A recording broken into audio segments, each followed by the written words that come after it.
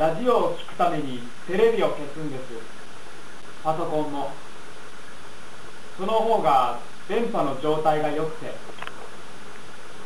静寂の中、スイッチを入れるとラジオからの声、落ち着くんですね、とても。テレビやネットの動画は与えられる量が多くて、少し辛くなることあるんです。